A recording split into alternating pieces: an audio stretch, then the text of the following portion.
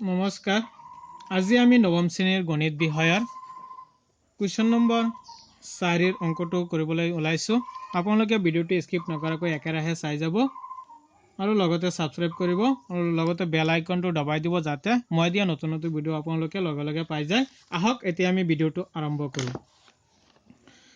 যে ইয়াত দিছে যে কুৱেশ্যন নম্বৰ 4 কি দিছে যে √9.3 সংখ্যা ৰেখাত উপস্থাপন কৰা। আমি কেনেকৈ √9.3 আমি সংখ্যা ৰেখাত উপস্থাপন কৰিব পাৰো।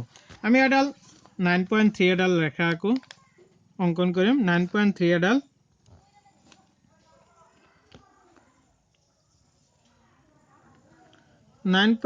এডাল ৰেখা আঁকিলো আৰু এ বি বুলি এই ৰেখাডালক চিহ্নিত কৰিলো আৰু তাৰ পৰা 1 একক বঢ়াই সি বিন্দু হিচাপে চিহ্নিত কৰিম। 1 একক বঢ়াই দিলো আৰু এক সি বিন্দুৰে চিহ্নিত কৰিলো।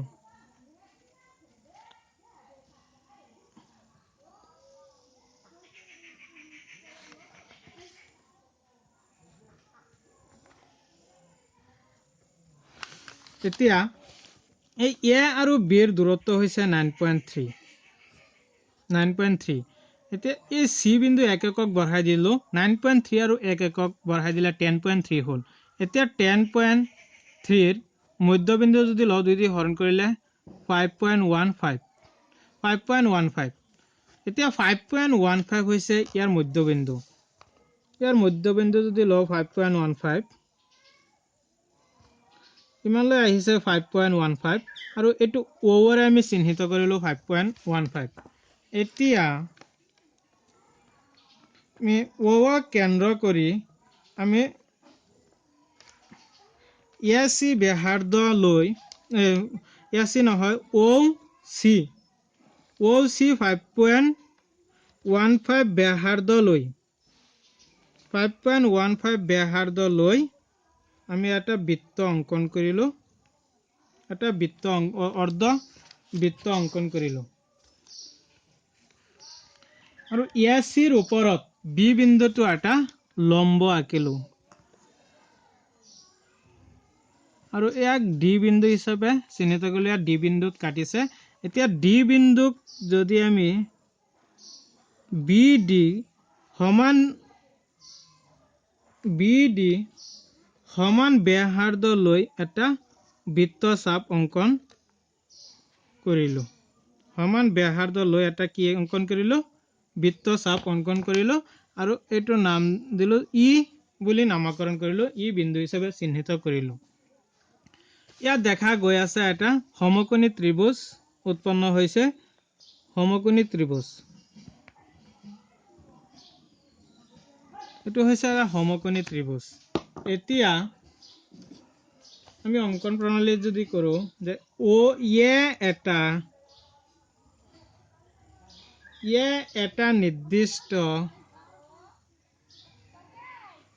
এটা নিৰ্দিষ্ট বিন্দুৰ পৰা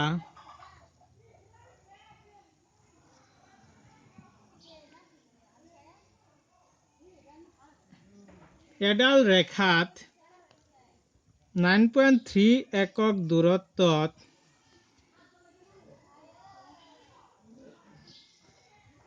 বি বিন্দুটো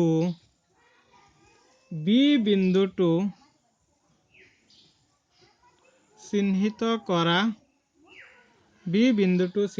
কৰা হল যাতে এ বি ইকুৱেল 9.3 একক হয়। তাৰপিছত বিৰ পৰা সি লৈ বি বিন্দুৰ পৰা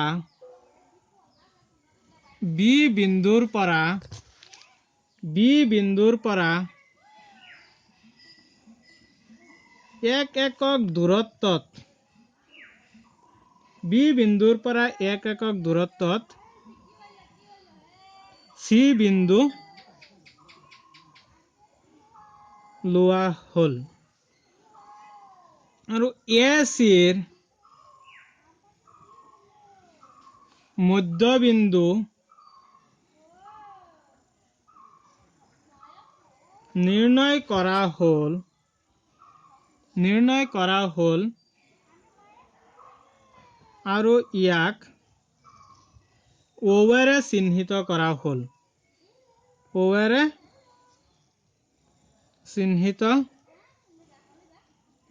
চিহ্নিত কৰা হ'ল। আৰু ও বিন্দুক কেন্দ্ৰ ধৰি OC সমান সমান 5.15 একক ব্যাসাৰ্ধ লৈ এটা অৰ্ধবৃত্ত অঁকা হ'ল। আৰু বি বিন্দুৰে AC ৰেখাত লম্ব অঁকা হ'ল।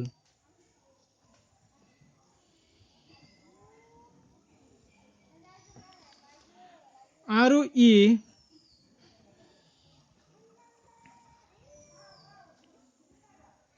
অৰ্ধবৃত্তক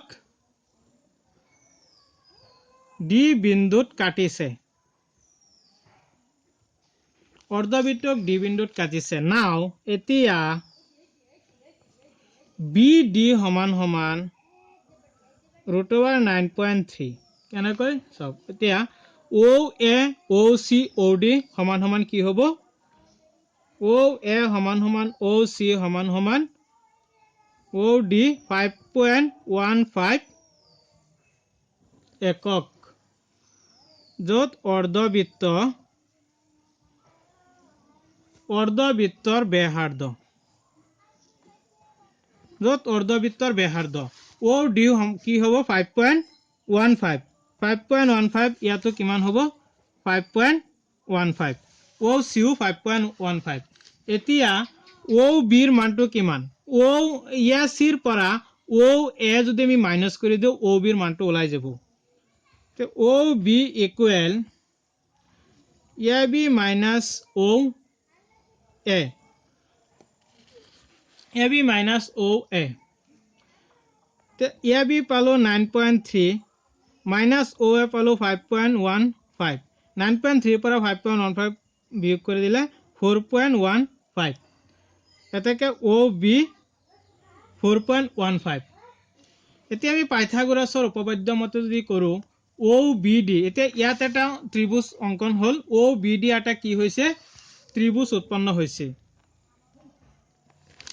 OBD এটা কি হৈছে? ত্ৰিভুজ উৎপন্ন হৈছে। OBD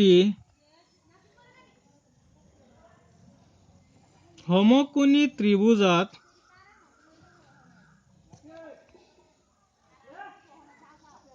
পাইথাগোৰাছৰ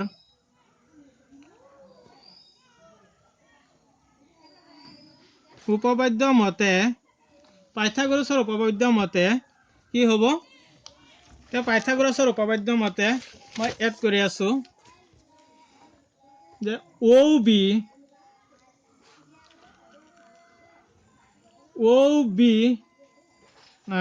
OD পাইথাগোৰাছৰ উপপাদ্য মতে কি হ'ব? OD ইয়াত কৰ্ণ স্কয়াৰ ইকুৱেল লম্ব স্কয়াৰ প্লাস ভূমি স্কয়াৰ। OD হৈছে কৰ্ণ স্কয়াৰ। কি হ'ব? OD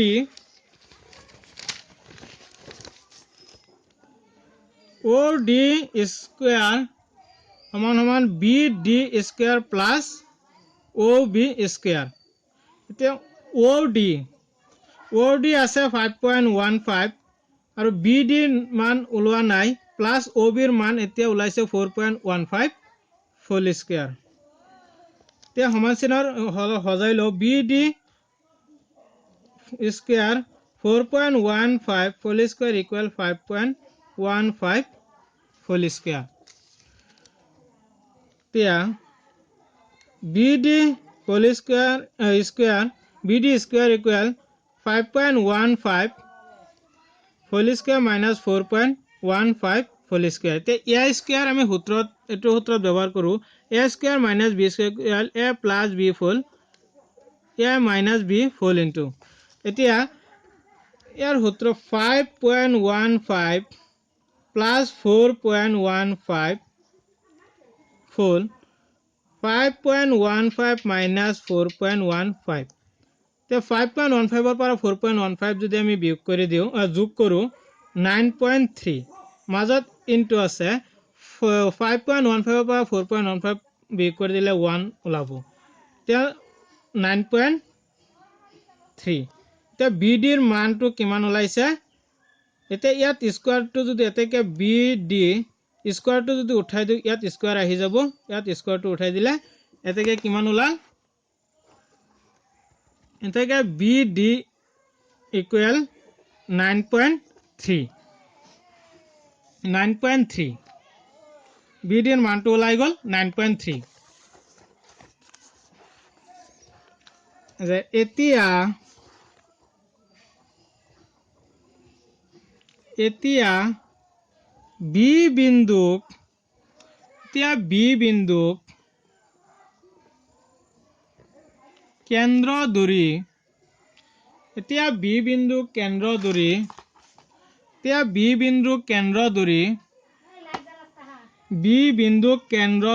এতিয়া B বিন্দুক কেন্দ্ৰ ধৰি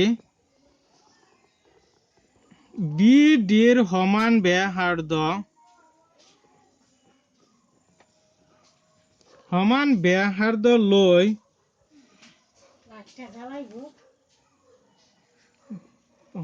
ব্যাসাৰ্ধ লৈ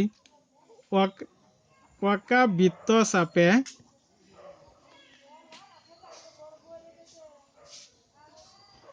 সংখ্যা ৰেখাডালক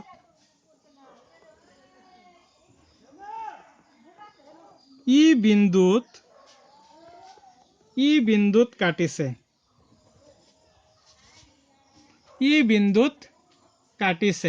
গতিকে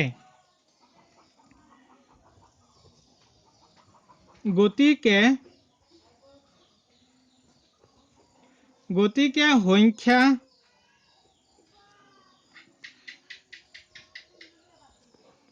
ৰেখাডালত ই বিন্দুৱে √9.3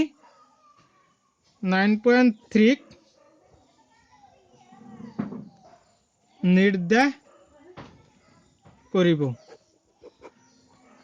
এই আছিল আমাৰ 4 নম্বৰ অংক যে √9.3 সংখ্যা ৰেখাত উপস্থাপন কৰিলো যে বি বিন্দু কেন্দ্ৰ কৰি যে বি বিন্দু কেন্দ্ৰ আমি কেনেকৈ কৰিছো এই বি বিন্দু কেন্দ্ৰ কৰি ডি এটা অৰ্ধ বৃত্তচাপ আঁকিলো ডি যে ইয়াত ডি বিন্দু কেন্দ্ৰ কৰি বি আৰু ডি সমান ব্যাসাৰ্ধ লৈ এটা বৃত্তচাপ আঁকিলো যত ই বিন্দুটো কি কৰিছে ই বিন্দু কাটিছে অকা বৃত্তচাপে সংখ্যা ৰেখাডালক ই বিন্দুত কাটিছে গতিকে সংখ্যা ৰেখাডালত ই বিন্দুৱে √9.3 নিৰ্দেশ কৰিছে এটো কিমান ওলাইছে 9.3 আৰু এটোৰ মান হৈছে √9.3 এয়া আছিল আমাৰ √9.3 সংখ্যা ৰেখাত উপস্থাপন কৰা হল ধন্যবাদ আজিৰ ভিডিও ইমানতে আপোনালোকে এই অংকটো স্ক্ৰিনশ্বট মাৰি লৈ ল'ব পাৰে ধুনীয়াকৈ স্ক্ৰিনশ্বট মাৰি লৈ ল'ব পাৰে আপোনালোকে